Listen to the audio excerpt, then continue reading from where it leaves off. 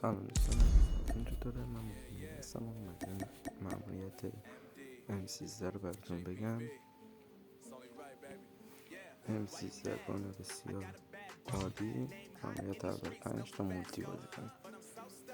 اینجا برقی هم نمیکنه چه مولتی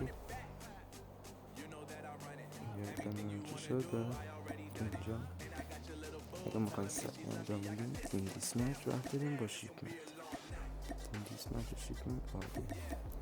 بعد 15 تا نیمه با اسالت رایفل بزنیم.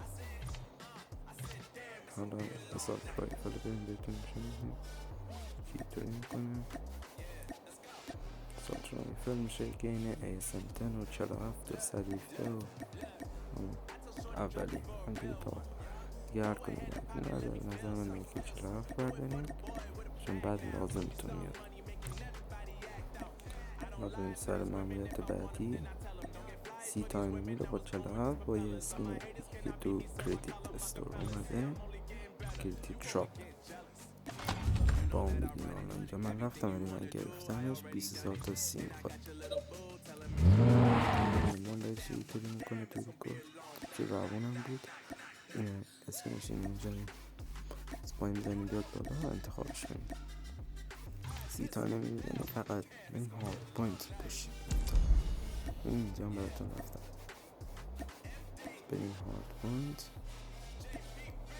مپه شیپمنت کوچیکه دیگه، راحت هم میتونی کیل بگیریم.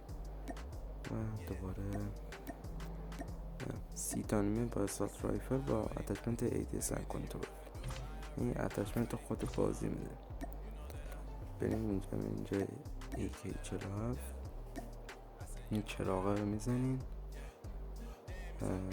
موقعی که اون چراغ رو زدین دومی ADSM کنترل اون اتچمنت رو میزدین میشه این 30 تا کیل میگیریم. دوباره حالا 30 تا انمی با 47 که مگزین و 4 تا اتچمنت نشون کنیم.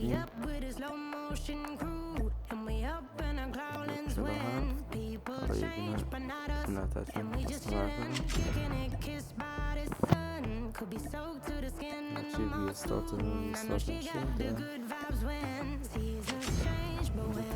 خوشحال رفتیم های بینیم یه این بیه و اون من بازم هم این اتچمنت چیدم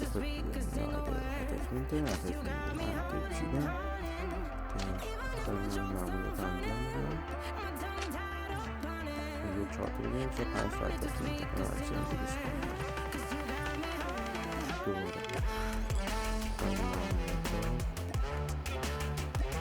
چرتانی با رایفل که تا استیکر و یک چاپ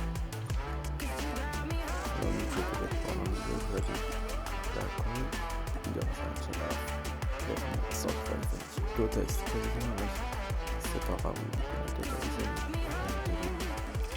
چرا بنازیم اول چانل ریپیر عزیز